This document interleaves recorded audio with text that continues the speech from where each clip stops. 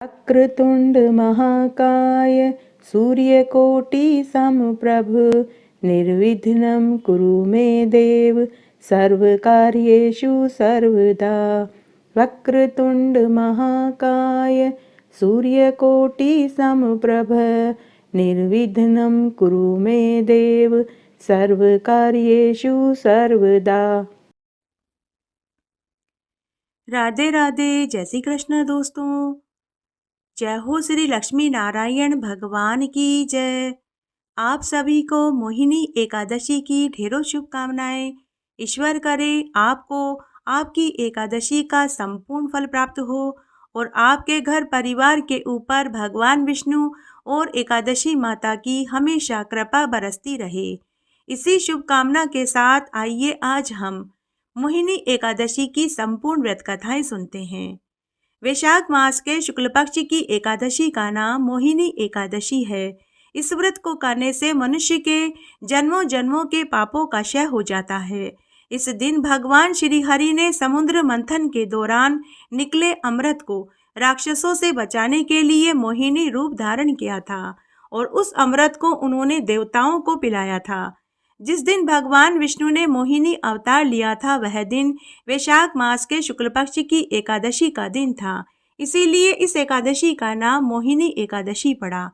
इस व्रत को करने से मनुष्य की सभी इच्छाएं पूरी हो जाती है, मन वांछित फल की प्राप्ति होती है।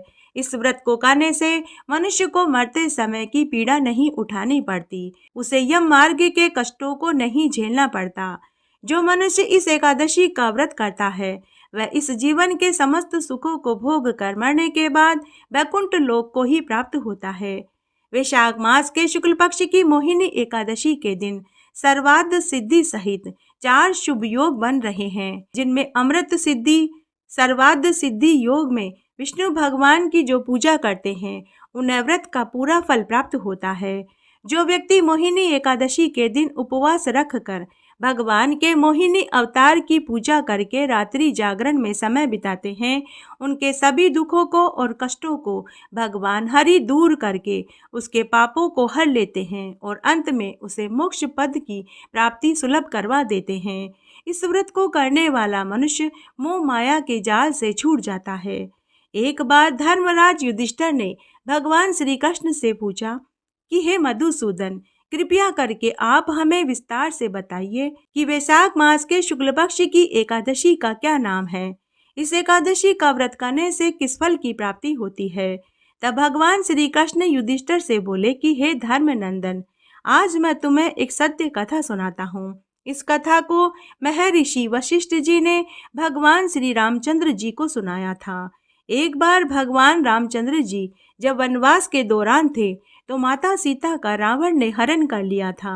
माता सीता के वियोग में भगवान श्री राम बहुत दुखी हुए और वे बहुत कष्ट उठा रहे थे। तब भगवान श्री राम अपने गुरु के पास गए और बोले कि हे गुरुदेव, मैं सीता के वियोग में बड़ा ही कष्ट उठा रहा हूँ। कृपया करके आप कोई ऐसा व्रत बताइए जिसको करने से सभी पाप और दुख नाश हो जाएं तथा मुझे सीता का पता लग जाए। तब महर्षि वशिष्ठ भगवान श्री रामचंद्र जी से बोले कि हे रामचंद्र जी, आपके नाम के स्मरण मात्र से ही मनुष्य पवित्र हो जाता है। आपका नाम लेने से ही सभी दुख और कष्टों का नाश हो जाता है। परंतु आज आपका यह प्रश्न जन्म कल्याण के लिए उद्धार करेगा। हे रामचंद्र जी, वैशाख मास के शुक्ल पक्ष की एकादशी का नाम मोहिनी एकादशी है। इस एकादशी का उपवास करने से मनुष्य के समस्त पाप और दुख छूट जाते हैं। इस व्रत को करने से प्राणी मोह माया से छूट जाता है। अतः हे रामचंद्र जी, वैशाख मास के शुक्ल पक्ष की मोहिनी एकादशी का व्रत प्रत्येक मनुष्य को करना चाहिए। इस व्रत को करने से मनुष्य के न केवल पाप कटेंगे बल्कि उसके दुखों का भी अंत हो जाएगा। अब मैं आपको एक कथा सुनाता हूँ। हे रामचंद्र जी, इस कथा को आप चित्त लगा कर के ध्यान से सुनिए। सरस्वती नदी के किनारे भद्रावती नगरी में एक धनपाल नाम का धन धान्य से पुण्यवान वैश्य रहता था। वह अत्यंत ही धर्मात्मा था, विष्णु भगवान और माता लक्ष्मी का परम भक्त था। उसने अपने नगर में अनेक भोजनालय, प्याऊ, कुएं, तालाब, धर्मशालाएं बनवाई उसने सड़क के दोनों किनारों पर छायादार वृक्ष लगवाए। उस वेश्या के 5 पुत्र थे। उसका सबसे बड़ा पुत्र अत्यंत ही पापी और दुराचारी था। दूसरों की स्त्रियों के साथ भोग विलासिता का जीवन जीता था। वह महान ही नीच व्यक्ति था। देवता, भगवान और पितरों को नहीं मानता था। वह कोई भी व्रत उपवास भी नहीं रखता था। वह अपने पिता के धन को बुरे व्यसनों में खर्च कर रहा था। इस पर एक दिन उसके माता पिता, भाइयों और सगे संबंधियों ने उसे बहुत समझाया, लेकिन उसके ऊपर कोई प्रभाव नहीं पड़ा। तब एक दिन उसके माता पिता और सगे संबंधियों और भाइयों ने उसे मार पीट कर घर से बेदखल कर दिया और सभी ने उसकी बहुत निंदा करी। घर से निकाले जाने के बाद वह अपने हिस्से का धन और जेवरात लेकर वेश्याओं पर उड़ाने लगा और बुरी संगत के दोस्तों के साथ मांस, मदिरा, जुआ, शराब आदि खेलने लगा। जब तक उसके पास धन था, वेश्याओं ने और बुरी संगत के दोस्तों ने उसका साथ दिया, लेकिन जिस दिन उसका सारा धन खर्च हो गया, वेश्याओं ने उसे घर से निकाल दिया। उसके बुरी संगत के दोस्तों ने भी उसका साथ छोड़ दिया। अब वह भूख और प्यास से दुखी रहने लगा। तब उसने पेट भरने के लिए चोरी करने का विचार किया। एक दिन एक रात्रि में चोरी करते हुए वह पकड़ा गया। तब राजा के सैनिकों ने उसे कारागार में डाल दिया। कारागार में राजा के पहरेदारों ने उसे बहुत पीटा और बहुत दुख दिया। सजा काटने के बाद सैनिकों ने उसे पुनः नगर में छोड़ दिया। पुनः नगर में आने के बाद वह फिर से चोरी चकारी करने लगा। तब एक दिन पुनः वह चोरी करते हुए पकड़ा गया। तब राजा ने उसे देश निकाला दे दिया। अंत में वह दुखी होकर जंगल में जाकर रहने लगा। अब वह बहेलिया बन चुका था। धनुष बाण लेकर वह पशु पक्षियों को मारकर खाने लगा। इस तरह उसका समय व्यतीत होने लगा। एक दिन वह पापी भूख और प्यास से व्याकुल होकर भोजन की तलाश में एक जंगल से दूसरे जंगल में भटक रहा था कि तभी उसे कौंडिन्य मुनि का आश्रम दिखाई दिया। वैशाख का महीना चल रहा था। कौंडिन्य मुनि अपने शिष्यों के साथ गंगा स्नान करके लौट रहे थे। कौंडिन्य मुनि के भीगे वस्त्रों के छींटे उस पापी पर पड़े तो उसे सद्बुद्धि प्राप्त हो गई। वह पापी मुनि के चरणों में गिरकर बैठ गया और करुण रुदन करने लगा और बोला कि हे मुनिवर, मैंने अपने जीवन में बहुत पाप किए हैं। अब आप मुझे उन पापों से छूटने का कोई साधारण सा उपाय बताइए जो बिना धन खर्च किए हो जाए। तब कौंडिन्य मुनि बोले कि हे पुत्र, तू ध्यान देकर सुन। तेरे भाग्य से वैशाख मास के शुक्ल पक्ष की मोहिनी एकादशी आने वाली है। तू मोहिनी एकादशी का उपवास कर। इस उपवास को करने से तेरे जीवन भर के समस्त पाप धुल जाएंगे, तेरे दुखों का अंत हो जाएगा।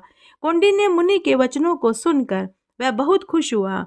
मुनि की बताई विधि से उसने वैशाख मास के शुक्ल पक्ष की मोहिनी एकादशी का उपवास किया। उस एकादशी का व्रत करने से उसके जीवन भर के सारे पाप धुल गए और अंत में वह गरुड़ पर बैठकर विष्णुलोक में आनंद सुख भोगने के लिए चला गया।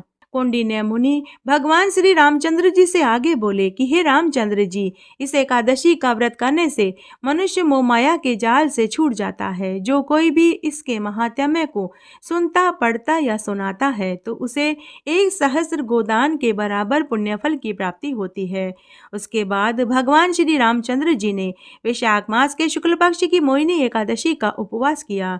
इस एकादशी का उपवास करने से भगवान श्री रामचंद्र जी के दुखों का अंत हो गया और अंत में उन्हें माता सीता का पता लग गया और वे रावण को मारकर माता सीता को लेकर पुनः अपनी अयोध्या नगरी में लौट आए। जय हो श्री रामचंद्र जी भगवान की जय। एकादशी की कहानी। आइए अब हम एकादशी का संपूर्ण फल देने वाली एक पुण्य कथा का श्रवण करते हैं। इस कथा को सुनने से एकादशी का पूरा फल प्राप्त हो जाएगा। आइए एक पुण्यदायिनी कथा का श्रवण करते हैं। एक बार एक गांव में एक विधवा बुढ़िया माई अपने बेटा, बहू और पोते पोतियों से भरे पूरे परिवार के साथ रहती थी। एक बार उसने एकादशी का व्रत निर्जला रखने का प्रण लिया। उसने अपने पुत्र और पोतों के सुख के लिए एकादशी का व्रत रखा। उसने बड़ा ही कठोर मन करके अपनी प्यास को रोके रखा। दिन भर पूजा पाठ में उसने समय बिताया। एकादशी के दिन पंडित जी को मिट्टी के पात्र में जल भर कर ऋतु फल रख कर दान में दिया। दोना भर भर कर बूरा और शक्कर का दान किया। उस दिन गर्मी बहुत ज़्यादा थी। बुढ़िया माई को बेचैनी हो रही थी। इस कारण वह बहुत देर तक पानी में पड़ी रही। बार बार पानी के कुल्ला करती रही। बार बार अपने मुंह और हाथ पैरों को धोती रही। ऐसा करने से उसे थोड़ा धीरज मिला। एकादशी के दिन दोपहर को बहुत तेज धूप पड़ रही थी। इस कारण उसका मुंह बार बार सूख रहा था। बुढ़िया माई को बेचैनी हो रही थी। एक तरफ तो बुढ़ापा और दूसरी तरफ भयंकर गर्मी पड़ रही थी। बुढ़ापे की परिस्थिति तो कुछ ऐसी ही होती है। जैसे जैसे उसने दिन तो काट दिया, परंतु अभी पहाड़ जैसी रात उसके सामने खड़ी थी। पहाड़ सी रात काटना उसे बड़ा ही कठिन प्रतीत हो रहा था। खटिया पर पड़े पड़े उसे शांति नहीं मिली। वह बार बार करवटें बदल रही थी। अनेक बार वह बाहर जाती तो कभी भीतर जाती। उसे कहीं भी शांति नहीं मिल रही थी। पलंग पर पड़ी पड़ी वह एकादशी माता को याद करती रही और मन ही मन कहने लगी कि हे एकादशी माता, अब आप ही मेरी लाज रखना। अब आप ही मुझे एकादशी का व्रत पूरा करने में मेरी मदद करना, ताकि मैं यह पहाड़ सी रात शांतिपूर्वक व्यतीत कर सकूं। प्यास के कारण बुढ़िया माई की बेचैनी बढ़ रही थी। धैर्य जवाब दे चुका था। सहनशीलता की सीमा टूट रही थी कि तभी वह घबराकर चिल्ला पड़ी, बचाओ बचाओ। अम्मा का चिल्लाना सुनकर परिवार के नर नारी, स्त्री पुरुष, बच्चे वहां एकत्र हो गए। यहाँ तक कि पड़ोसी भी बुढ़िया अम्मा की खाट के पास आ गए और पूछने लगे कि अम्मा जी, आपको क्या हुआ है? आप क्यों चिल्ला रहे हो? तब बड़ी बहू ने सभी से कहा कि आज सासू माँ ने एकादशी का निर्जला उपवास रखा है। यह सुनकर सभी कहने लगे कि अम्मा, बुढ़ापे में इतना कठिन व्रत आपने क्यों रखा है? अम्मा जी, शक्ति से ही भक्ति होती है। तभी बुढ़िया अम्मा बोली कि अरे, मेरे तो प्राण निकल रहे हैं, कोई मेरी छाती पर ठंडे पानी का घड़ा रख दो। तभी उसकी पोती ने अपनी दादी की छाती पर ठंडे पानी का पात्र भर कर रख दिया, जिससे अम्मा को थोड़ा आराम मिला।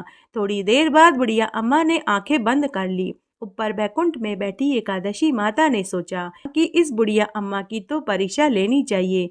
तभी अर्धरात्रि में एकादशी माता ने मुर्गा का रूप धारण किया और बुढ़िया अम्मा के घर के बाहर आकर टेर लगाने लगी। मुर्गे की आवाज सुनकर बुढ़िया अम्मा उठ गई और बाहर आकर आसमान की ओर देखने लगी, परंतु उसे आसमान में कहीं भी प्रातःकालीन ध्रुव तारा दिखाई नहीं दिया। अम्मा मन ही मन सोचने लगी कि यह मुर्गा क्यों और कैसे टेर लगा रहा है। अम्मा को प्यास तो लग ही रही थी। थोड़ा बहुत उसका मन पानी पीने के लिए विचलित भी हो रहा था, लेकिन उसे एकादशी व्रत का ध्यान आया तो उसने मन ही मन निश्चय किया कि चाहे आज मेरे प्राण ही क्यों न निकल जाए, परंतु मैं एकादशी व्रत को तो पूरा करके ही रहूंगी। उसके बाद अम्मा खाट पर आकर शीतल होकर लेट गई।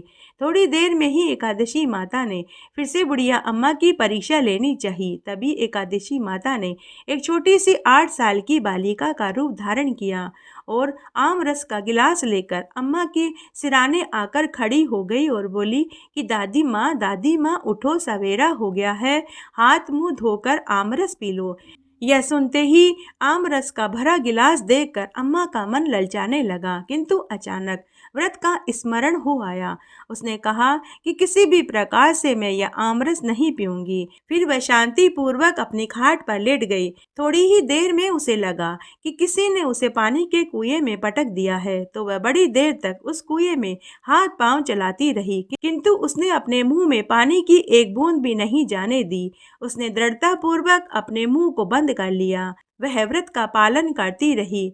कुछ देर में न जाने कहां से उसके सामने आग जलने लगी। आग जलने से उसे भारी गर्मी महसूस होने लगी, जिससे गर्मी और बढ़ गई। प्यास के कारण उसके प्राण निकलने लगे, परंतु बार बार एकादशी माता के द्वारा परीक्षा लेने पर भी बुढ़िया अम्मा का एकादशी के प्रति दृढ़ निश्चय बना रहा। एकादशी माता के द्वारा कठिन परीक्षा लेने के बाद भी बुढ़िया माई पलंग पर पड़ी पड़ी मुस्कुराती रही। थोड़ी ही देर में घर के बाहर उसे प्रकाश दिखाई देने लगा। ऐसे लगा जैसे सवेरा हो गया है। बुढ़िया अम्मा ने पलंग से उठकर बाहर निकल करके देखा तो वह समझ गई कि थोड़ी देर में सवेरा हो जाएगा। तब वह शांतिपूर्वक आंगन में टहलने लगी। एकादशी माता यह अच्छी तरह से समझ चुकी थी कि बुढ़िया अम्मा का एकादशी के प्रति दृढ़ निश्चय है।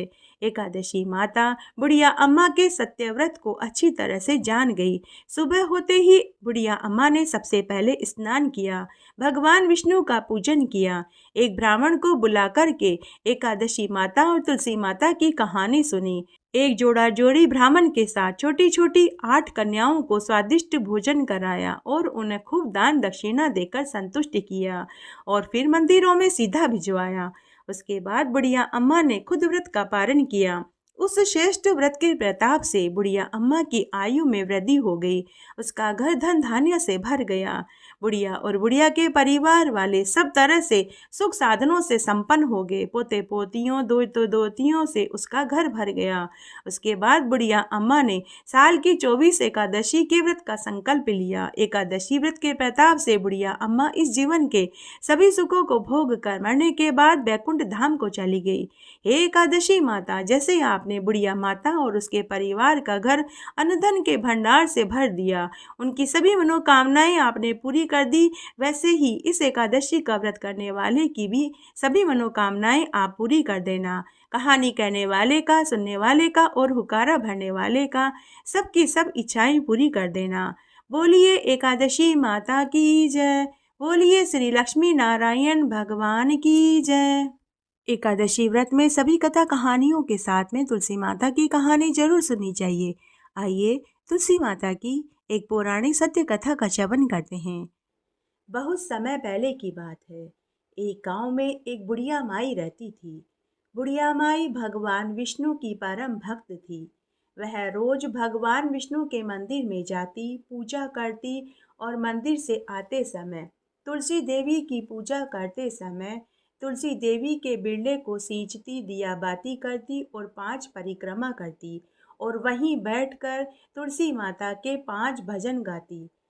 भजन गाने के बाद वह तुलसी माता से कहती कि हे तुलसी माता, मैं तेरा बिरला सींचती हूँ, तू मुझे बहू दे। हे तुलसी माता सत की दाता, मैं बिरला सींचूं तेरा, तू कर निस्तारा मेरा। हे तुलसा माता अड़ुआ दे, गड़ुआ दे, पीताम्बर की धोती दे, मीठा मीठा घास दे, बैकुंठ का वास दे, चटक की चाल दे, पटक की मोत दे, झालर की झनकार दे, दाल भात का जीमन दे, 11 की मोत दे और भगवान कृष्ण का कांधा दे। बुढ़िया माई की प्रार्थना सुनकर तुलसा माता सूखने लगी। तब एक दिन भगवान विष्णु ने देखा तो उन्हें बड़ी चिंता हुई। उन्होंने तुलसी माता से पूछा कि हे तुलसा, क्या बात है? तुम्हारे पास इतनी औरतें आती हैं, तुम्हारी पूजा करती हैं, तुम्हें सींचती है, दिया बाती करती है, मीठा मीठा तुम्हें भोग चढ़ाती है और तुम्हारे तुलसा के भजन गाकर तुम्हें सुनाती है। तुम्हें तो खुश होना चाहिए, तुम्हें तो हरी भरी हो जाना चाहिए, लेकिन मैं देख रहा हूँ कि तुम सूख रही हो। तब तुलसा माता बोली कि हे भगवान, मेरे मन की तो मत ही पूछो। तब भगवान मुस्कुराते हुए बोले कि हे देवी, अगर मैं नहीं पूछूंगा तो कौन पूछेगा? बताओ तुम्हें किस बात का दुख है? तब तुलसा माता बोली कि हे ईश्वर, आप तो अंतर्यामी हैं, पूरे जगत के लोगों के मन की बात को जान लेते हैं। अगर आप चाहते हैं कि मैं अपने मुंह से बोलूं तो हे प्रभु, मेरे पास गांव की सभी औरतें आती है, पूजा करती है, भजन गाती है, ढोलक पेटी मंजीरे बजाकर मुझे प्रसन्न करती है। उनमें से एक बुढ़िया माई भी रोज आती है, वह भी रोज मेरी पूजा करती है, परिक्रमा करती है, सींचती है, दिया बाती करती है, भोग चढ़ाती है और मीठे मीठे 5 भजन गाकर मुझे रोज सुनाती है। परंतु वह मुझसे प्रार्थना करती हुई कहती है कि हे तुलसा माता, मैं तेरा बिड़ला सींचूं, तू मुझे बहू दे। हे तुलसा माता सत की दाता, मैं बिड़ला सींचूं तेरा, तू कर निस्तारा मेरा। हे तुलसा माता अड़वा दे, गड़वा दे, पीताम्बर की धोती दे, मीठा मीठा घास दे, बैकुंठ का वास दे, चटक की चाल दे, पटक की मोत दे, झालर की झनकार दे, दाल भात का पुरसन दे, 11 की मोत दे, श्री कृष्ण भगवान का कांधा दे। हे ईश्वर, मैं उसकी सारी बातें तो पूरी कर दूंगी, लेकिन जब वह मरेगी तो मैं कृष्ण भगवान का कांधा कहाँ से दूंगी? तब भगवान मुस्कुराते हुए बोले कि हे तुलसा, तुम क्यों चिंता करती हो? जब वह मरेगी तो मैं उसे कंधा भी दे दूंगा। तुम बुढ़िया माई से कह देना। तब तुलसा माता भगवान से बोली कि हे ईश्वर, आप वचन दे रहे हैं, आप भूल मत जाना। तब भगवान मुस्कुराते हुए बोले कि हे देवी, मैं वचन देता हूँ तो उसे पूरा भी करूँगा। इस तरह समय बीतने लगा। इधर तुलसा माता हरी भरी हो गई। बुढ़िया माई रोज की तरह भगवान विष्णु के मंदिर में जाती, तुलसी माता की पूजा करती और यही प्रार्थना करती। तब एक बार की बात है, एकादशी का दिन था। बुढ़िया माई तुलसी माता की पूजा और प्रार्थना करके घर जाने लगी और जब वह मंदिर की सीढ़ियों से उतरने लगी तो फिसल कर गिर पड़ी। गिरते ही उसके प्राण निकल गए और उसका राम राम हो गया। बुढ़िया माई को गिरा हुआ देखकर वहां खड़े सभी लोगों ने बुढ़िया माई को उठाने की कोशिश करी, लेकिन पतले दुबले शरीर की वह बुढ़िया माई इतनी भारी हो गई कि लोगों के उठाने से भी नहीं हिली। अब लोग तरह तरह की बातें करने लगे। लोग कहने लगे कि अरे, यह बुढ़िया माई तो नित्य की पूजा पाठ करती थी, तुलसा जी को सींचती थी, दिया बाती करती थी, परंतु लगता है कि यह बड़ी भारी पापिन थी। इतनी पूजा पाठ करने के बाद भी इसके पाप नहीं धुले। लोग तरह तरह की बातें उस बुढ़िया माई के लिए करने लगे। धीरे धीरे ये खबर पूरे गांव भर में फैल गई। तब तुलसा माता ने सुना तो उन्हें बड़ा दुख हुआ, क्योंकि बुढ़िया माई तो बड़े नेक दिल की महिला थी। बुढ़िया माई के बारे में लोग उल्टी सीधी बातें करने लगे तो तुलसी माता को बहुत दुख हुआ। उन्होंने भगवान कृष्ण को याद किया और कहा कि हे भगवान, आप अपना वचन पूरा करिए। तब तुलसा माता बुलाए और भगवान कृष्ण न आए, ऐसा कहीं हो सकता है? तुरंत भगवान कृष्ण एक बूढ़े ब्राह्मण का वेश बना कर के वहां आ गए। भगवान को आया देखकर तुलसी माता ने भी एक ब्राह्मणी का रूप धर लिया। तब ब्राह्मण वेश में भगवान कृष्ण उन लोगों से पूछने लगे कि अरे भाई, इतनी भीड़ यहाँ क्यों लगी है? तो लोग कहने लगे कि यह बुढ़िया माई मर गई है, यह बहुत पापीन थी, इसलिए ये भारी हो गई है, किसी के भी उठाने से नहीं उठ रही। अभी हमने गांव में से एक ज्योतिषी को बुलाया है, वो आएंगे और जो कहेंगे हम वैसा ही करेंगे। तब बूढ़े ब्राह्मण वेश में भगवान कृष्ण गांव वालों से बोले कि अरे भाई, थोड़ी बहुत पंडिताई तो मुझे भी आती है, मैं देखता हूँ क्या बात है। ऐसा कहकर ब्राह्मण बने भगवान कृष्ण बुढ़िया माई के पास गए और उसके कान में जाकर बोले कि अरे बुढ़िया माई, तू अपने मन की निकाल ले। बुढ़िया माई अड़वा ले, गड़वा ले, पीताम्बर की धोती ले, मीठा मीठा घास ले, बैकुंठ का वास ले, चटक की चाल ले, पटक की मोत ले, झालर की झनकार ले, दाल भात का जीमन ले, ग्यारस की मोत ले, कृष्ण भगवान का कांधा ले। भगवान के इतना कहते ही बुढ़िया माई फूल की तरह हल्की हो गई। तब भगवान ने बुढ़िया माई की अर्थी को कंधा दिया।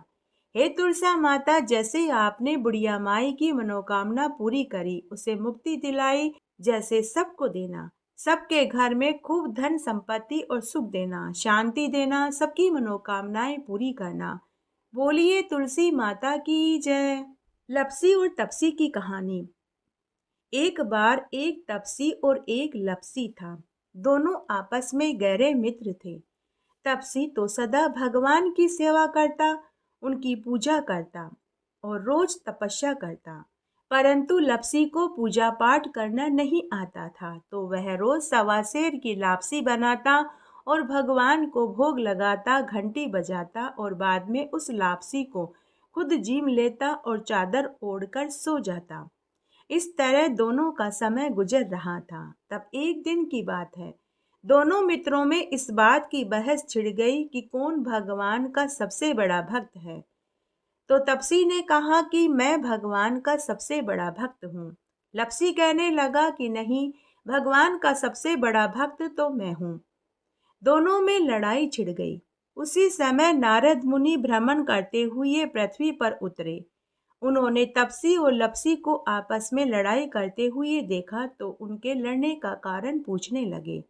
तब दोनों ने नारद मुनि को प्रणाम किया और अपनी अपनी समस्या बताई। तपसी बोला कि हे देवऋषि नारद जी, मैं रोज सुबह उठकर नहा धोकर भगवान के मंत्रों का जाप करता हूँ, पूरे दिन पूजा पाठ करता हूँ, इसलिए मैं बड़ा हूँ। तब लपसी बोला कि हे देवऋषि नारद जी, मैं भगवान की पूजा पाठ की विधि नहीं जानता, नहीं मुझे मंत्र जाप की विधि मालूम है। मैं रोज नहा धोकर भगवान के लिए सवा सेर की लापसी बनाता हूँ और भगवान को भोग लगाकर बाद में खुद जीम लेता हूँ। मुझसे जितना हो सकता है सबकी सेवा करता हूँ, सबकी मदद करता हूँ। तो मुझे लगता है कि प्राणी मात्र की सेवा करना ही भगवान की सच्ची भक्ति है। इसलिए मैं अपने आप को भगवान का सबसे बड़ा भक्त मानता हूँ। तपसी और लपसी की बात सुनकर नारद मुनि कुछ देर सोच में पड़ गए। फिर कुछ देर बाद देवऋषि नारद मुनि बोले कि मैं तुम दोनों की लड़ाई का फैसला कल करूँगा। दोनों को नारद मुनि की बातों पर विश्वास था, इसलिए दोनों प्रसन्न मन से अपने अपने घर चले गए। अगले दिन जब तपसी सुबह सुबह नदी पर स्नान करने के लिए जाने लगा, तो नारद मुनि ने उसके रास्ते में 1.25 करोड़ की एक अंगूठी गिरा दी। तपसी ने अंगूठी देखी तो उसके मन में लालच आ गया। वह मन ही मन सोचने लगा कि यह तो बड़ी कीमती अंगूठी लग रही है।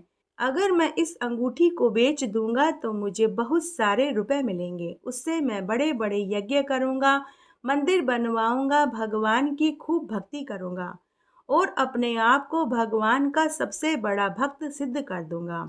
बस इसी लालच के कारण उसने वह अंगूठी उठा ली और अपने पांव के नीचे रखकर तपस्या करने बैठ गया। उधर लपसी भी रोज की तरह नहा धोकर 1.25 सेर की लापसी बनाई और वह भगवान को भोग लगाने के लिए मंदिर में जाने लगा। तब नारद मुनि ने उसके रास्ते में भी 1.25 करोड़ की एक अंगूठी गिरा दी। लपसी ने अंगूठी को देखा तो वह सोचने लगा कि यह तो बड़ी कीमती लग रही है, लगता है किसी की गिर गई है। जिसकी भी गिरी है उसे बहुत दुख हो रहा होगा। उसने अंगूठी उठाई और भगवान के मंदिर में चला गया और मंदिर में जाकर उसने भगवान को लापसी का भोग लगाया। उसके बाद उसने उस अंगूठी को भगवान के चरणों में रख दी। उसने सोचा कि जिसकी भी अंगूठी गिरी होगी तो वह भगवान से प्रार्थना करने के लिए मंदिर तो जरूर ही आएगा, तो उसे अपनी अंगूठी यहीं मिल जाएगी। उसके बाद उसने भगवान को लापसी का भोग लगाया और बाद में खुद जीम लिया और चादर ओढ़कर सो गया। शाम को लपसी और तपसी फिर से मिले। उसी समय नारद मुनि वहां आए। नारद मुनि को आया देखकर दोनों नारद मुनि के पास गए और उनके चरणों में प्रणाम करके पूछने लगे कि हे देवऋषि नारद जी, अब आप बताइए कि हम दोनों में से कौन सच्चा भक्त है। तब नारद मुनि बोले कि तुम दोनों में से सबसे बड़ा भक्त लपसी है। यह सुनकर तपसी नाराज हो गया। वह बोला कि हे देवऋषि नारद जी, आप किस आधार पर यह बात कह रहे हैं।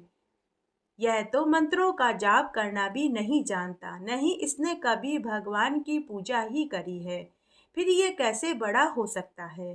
तब नारद मुनि बोले, सुबह मैंने तुम दोनों के रास्ते में 1-1 करोड़ की अंगूठी गिराई थी। तब हे तपसी, अंगूठी को देखते ही तुम्हारे मन में लालच आ गया।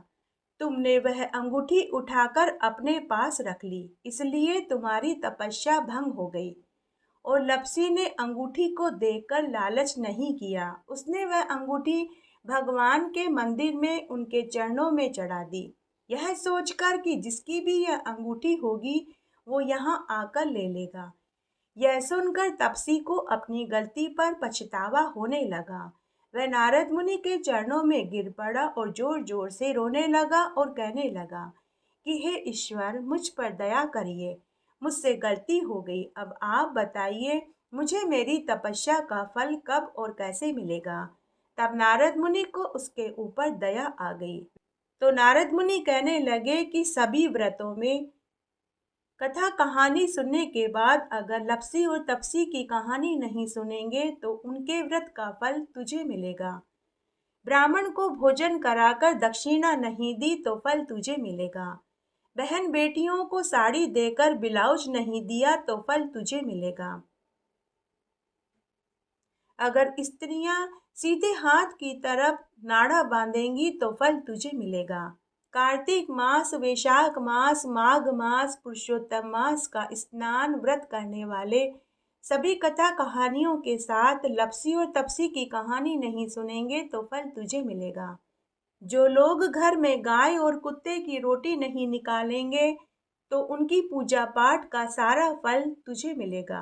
दीपक से दीपक जलाया तो फल तुझे मिलेगा। एकादशी व्रत में सभी कथा कहानियों के साथ में लपसी और तपसी की कहानी नहीं सुनेंगे तो उनकी एकादशी का फल तुझे मिलेगा। बोलिए लपसी और तपसी की जय। इसलिए एकादशी व्रत में सभी कथा कहानियों के साथ में लपसी और तपसी की कथा जरूर सुननी चाहिए।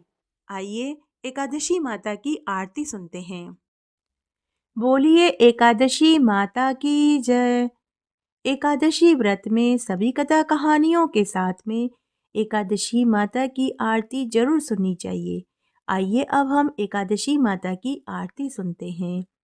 ओम जय एकादशी माता मैया एकादशी माता, विष्णु पूजा व्रत को धारण कर शक्ति मुक्ति पाता। ओम जय एकादशी माता, तेरे नाम गिनाऊं देवी, भक्ति प्रदान करनी मैया भक्ति प्रदान करनी।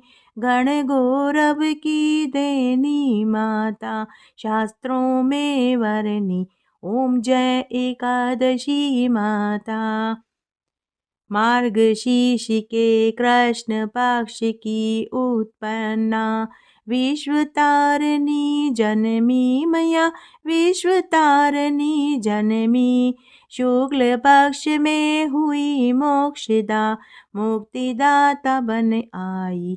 ओम जय एकादशी माता। पोष के कृष्ण पक्ष की सफला नामक है मैया सफला नामक है। शुक्ल पक्ष में हो यह पुत्रदा, आनंद अधिक रहे। ओम जय एकादशी माता। नाम षट तिला माघ मास में कृष्ण पक्ष आवे मैया कृष्ण पक्ष आवे। शुक्ल पक्ष में जया कहावे, विजय सदा पावे। ओम जय एकादशी माता। विजया फाल्गुन कृष्ण पक्ष में शुक्ला आमल की मैया शुक्ला आमल की। पाप मोचनी कृष्ण पक्ष में चैत्र महाबली की। ओम जय एकादशी माता। चैत्र शुक्ल में नाम कामदा, धन देने वाली मैया धन देने वाली। नाम बरूथनी कृष्ण पक्ष में वैशाख महवाली। ओम जय एकादशी माता। शुक्ल पक्ष में होय मोहनी, अपराज्येष्ठ कृष्ण पक्षी मैया अपराज्येष्ठ कृष्ण पक्षी। नाम निर्जला सब सुख करनी, नाम निर्जला सब सुख करनी। शुक्ल पक्ष रखी। ओम जय एकादशी माता। योगिनी नाम आषाढ़ में जानो, कृष्ण पक्ष करनी मैया कृष्ण पक्ष करनी। देव शयनी नाम कहायो, शुक्ल पक्ष धरनी। ओम जय एकादशी माता। कामिका श्रावण मास में आवे, कृष्ण पक्ष कहिए मैया कृष्ण पक्ष कहिए। श्रावण शुक्ला होय पवित्र, आनंद से रहिए। ओम जय एकादशी माता। अजा भाद्रपद कृष्ण पक्ष की परिवर्तनी शुक्ला मैया परिवर्तनी शुक्ला। इंद्रा आश्विन कृष्ण पक्ष में व्रत से भव सागर निकला। ओम जय एकादशी माता। पापा कुशा है शुक्ल पक्ष में, आप हरन हारी मैया आप हरनहारी। रमा मास कार्तिक में आवे सुखदायक भारी। ओम जय एकादशी माता। देव उत्थानी शुक्ल पक्ष की दुख नाशक मैया मैया दुख नाशक मैया। पावन मास में करूं विनती पार करो नैया। ओम जय एकादशी माता।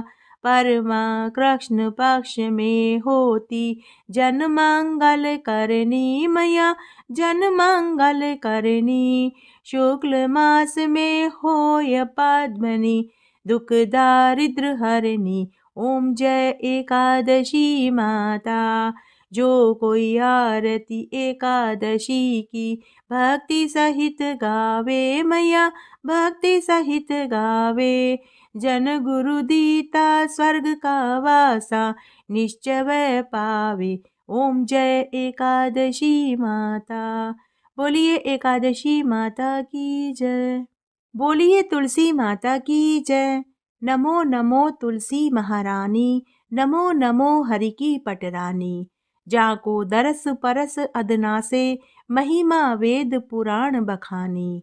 शाखा पत्र मंजरी कोमल श्रीपति चरण कमल लपटानी। धन्य आप ऐसो व्रत कीनो शालीग्राम के शीश चढ़ानी। 56 भोग धरे हरि आगे तुलसी बिन प्रभु एक न मानी। प्रेम प्रीति कर हरि वश कीने सांवरी सूरत हृदय समानी। मीरा के प्रभु गिरधर नागर भक्ति दान दीजे महारानी। इस तरह आज हमने वैशाख मास के शुक्ल पक्ष की मोहिनी एकादशी की संपूर्ण कथाओं का श्रवण किया। आशा करती हूँ आपको इन कथाओं को सुनने से एकादशी व्रत का पूरा फल प्राप्त होगा। मेरे साथ बने रहने के लिए आपका धन्यवाद। आगे आने वाली कथा कहानी के लिए भी आप इसी तरह मेरे साथ बने रहें। धन्यवाद।